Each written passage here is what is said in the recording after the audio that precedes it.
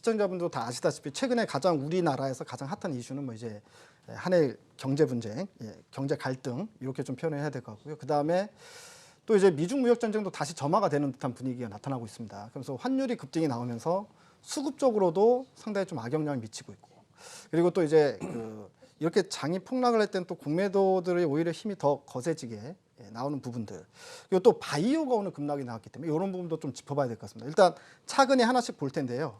먼저 한일 경제 갈등 양상이 향후 어떻게 진행이 되고 시장에는 이미 반영이 된 거냐, 또는 시장에 추가적으로 앞으로 계속 간헐적으로 반영이 되면서 시장에 좀 악영향을 미칠 거냐, 이런 부분에 대한 이야기도 좀 해봐야 될 것 같습니다. 먼저 한일 경제 갈등에 대해서 우리 이동훈 대표님께서 먼저 향후 어떤 식으로 좀 진행이 되고 시장에는 어떤 정도의 영향을 미치겠다, 뭐 이 정도로 좀 말씀해 주시겠습니까? 오늘 만약에 시장이 물론 이제 미중 간의 무역 분쟁이라든지 이런 내용도 있었지만 한일 간 분쟁에 대해서 깊이를 좀 알 수 있었다라고 하면은 이 정도로 흠하게 무너지지는 않았을 겁니다. 물론 이제 코스닥에 바이오가 급락하는 이런 내용이 나오면서 약간 불을 지른 이런 부분도 있었지만 실질적으로 일본이 우리한테 규제를 했을 때 어느 정도 우리가 타격을 받을 수 있고 또 일본이 어느 정도의 품목을 가지고 직접적인 타격을 가할 것인가, 이런 내용에 대해서 정확하게 규정이 안 됐다 이렇게 볼 수 그러니까 있겠죠. 이제 정부에서 뭐 한 100품목 정도 이렇게 했다라고 하지만 실질적으로 이제 시장에서는 그 깊이를 잘 모르기 때문에 상당히 좀 불안감이 좀 컸었다 이렇게 이제 볼 수가 있겠고요. 제가 볼 때는 그렇습니다. 지금 그 8월 7일 날 일본 쪽에서 아마 또 대응책을 발표할 가능성이 있다 이렇게 나오고 있고요.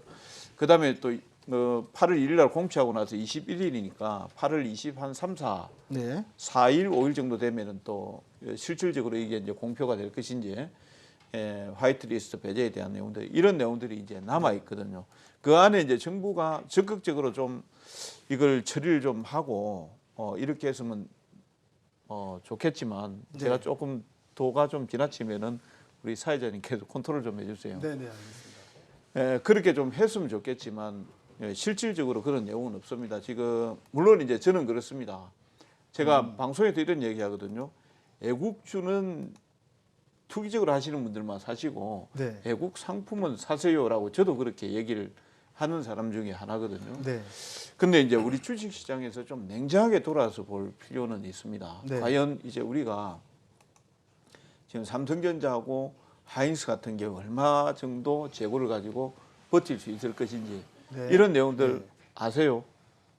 정확하게 잘 모르잖아요. 지금 뭐 2달 반 버틴다, 3달 반 버틴다 이렇게 나오지만 2달 반, 3달 반 뒤에 과연 어떻게 나올 것인지 그걸 모른단 말입니다. 뭐 우리 정부 쪽에서는 지금 이제 핵심 부품 소재 3개에 대해서는 아까 제가 기사 내용을 보니까 1년 안에 그걸 갖다가 그 해소를 시키겠다라고 이렇게 얘기를 합니다. 시장에서는 1년이 아니고 당장을 얘기를 하고 있거든요. 물론 이제 이게 화이트리스트에서 배제가 된다고 해서 일본이 수출을 안 한다, 뭐 한다, 이거는 알 수가 없습니다. 일본의 아베가 어떻게 생각을 하고 있는가에 따라서 달라지겠죠. 제가 이동근 대표님께 그 개인적인 의견도 하나 여쭤보고 싶은 게, 지금 말씀하시는 게 사실은 이제 화이트리스트 제외한다라는 건 발표가 됐지만, 근데 이제 구체적인, 그러니까 뭐 1,100개 품목에서 몇 개를 지금 수출 규제를 하고 일본에서, 그리고 그거에 대한 우리가 깊이나 또는 이제 어느 정도 타격을 줄 줄 알 수가 없기 때문에 일단 그것조차도 불확실성 요인이 된다. 그러니까 그 크기에나 그 깊이에 따라서 시장에 또 출렁거릴 수 있는 가능성이 있다라고 보신 거잖아요. 그러면 이동훈 대표님이 개인적으로 보시기에, 이건 뭐 충분히 주관적으로 말씀하시면 됩니다. 개인적으로 보시기에는 일본에서 한 어느 정도의 깊이로 수출 규제를 할 것 같습니다. 뭐 예를 들어서 몇 개 품목으로 간다라던가. 그걸 모르니까 지금 시장이 그렇죠. 지금 그걸 우리 정부 쪽에서 솔직히 제가 이게 좀 서운한 감정이 있어요. 왜 그러냐면은 정확하게 만약에 알았다라고 하면 어느 게 또 콕 집어서 나올 것인지 알았다라고 하면은 시장이 이렇게 불안하지는 않죠. 그런데 이제 오늘 또 예를 들어서 이제 뭐 지금 국회의원들 가서 전부 다 지금 캔슬 다 먹었죠. 정부 관리들 가가지고 해서 전부 다 안 됐지요. 그다음에 이제 오늘 또 대통령께서 아주 좋은 말씀 하셨습니다. 남북 경협을 통해서 이제 평화 경제를 구축을 하면은 단숨에 일본을 따라잡을 수 있다라고 하는데 시장에서는 이제 평화 경제도 좋지만 사실 현실 경제가 상당히 중요하거든요. 예, 사실 이제 남북 경협하고 지금 일본과의 경제 갈등하고는 좀 별개의 문제인 것 같고요. 예, 이제 그러니까 이제 이런 부분들이 제가 봤을 때는 이제 하나 둘씩 이게 이제 시장에서 지금 복합적이다. 우리가 봤을 때 시장에서 봤을 때 그러면 정부가 대책이 나오면 포토레이스트, 그 다음에 에칭가스, 그 다음에 플로린 폴리이미드 여기에 대해서 과연 대체품이 어느 정도 있고 대체재를 어느 정도 지금 확보를 해놓은 상태고 예를 들어서 뭐 초기처럼 대만에서 이렇게 가져온다라든지 그 다음에 어떤 그 국내 기업들 쪽에서 예를 들어서 지금 시험을 하고 있는데 어느 정도 되고 있다라든지 이런 내용들이 있어야 되는데요. 지금 그런 내용들이 전혀 없죠. 전혀 없다 보니까 막연하게 그냥 우리가 일본에 안 가면 된다 내지는 또 이런 쪽으로 가니까 부담이 좀 많이 가죠. 일단 뭐 일본 불매 운동에 대해서는 저희가 이 방송에서 할 필요도 없고 할 이야기는 아닌 것 같고요. 주제는 아닌 것 같고. 그러니까 일본에서 최초로 했던 세 가지 품목에 대해서 대체하는 것도 대체하는 거지만 또 그 다음에 공격할 제품이 아직까지 뭔지 모르기 때문에 거기에 대한 이제 크기를 가늠할 수 없겠다.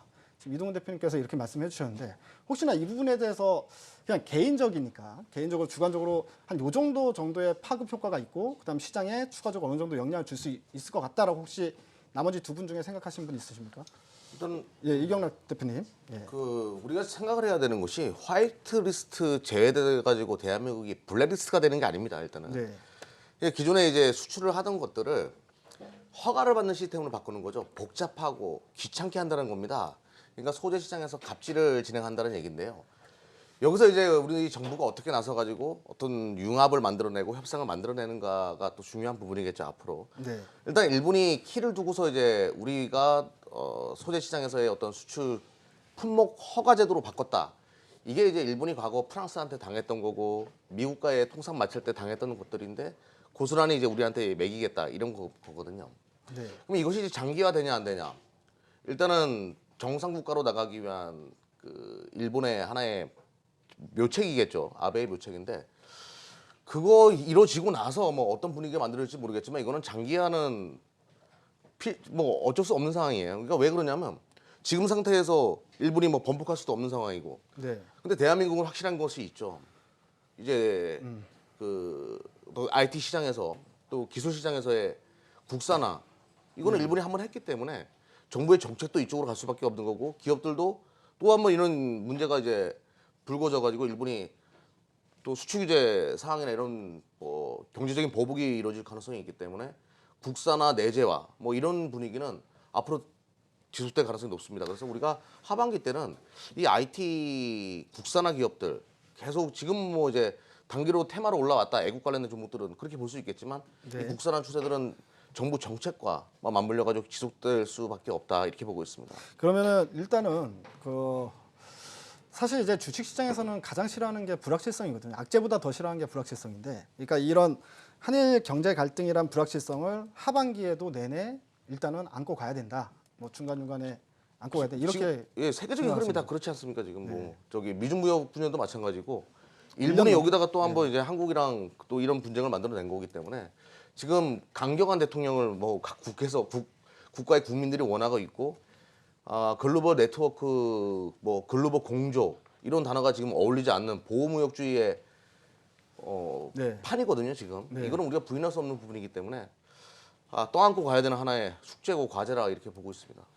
그러면 우리 안인기 대표님께 질문을 하겠습니다. 그 한일 경제 갈등과 관련해 가지고 우리 주식 투자를 하는 투자자 입장에서 어떻게 대응하는 게 가장 좋을까? 가장 어려운 질문일 수도 있을 것 같습니다. 일단은 시장의 분위기는 뭐 중기적, 장기적 그런 싸움이 연장될 가능성이 높다는 점에서 불확실성을 안고 시장이 계속 이제 참여할 수밖에 없는 그런 상황이 있잖아요. 그래서 지금은 어떤 예측하기보다는 그때마다 어떤 수혜주라든가 혹은 이슈주라든가 아니면은 돈이 몰리는 종목들로 좀 집중해가지고 내려가는 종목들 좋아하시는 분들 좀 상당히 많이 계시는데요. 하락하는 종목은 실적 부담도 되고 추세가 꺾이고 또 하락하는 그런 종목은 상승의 에너지가 크지 않기 때문에 가급적이면 현재로서는 조금 센 종목들 위주로 단기적 전략을 취하는 게 맞겠고요.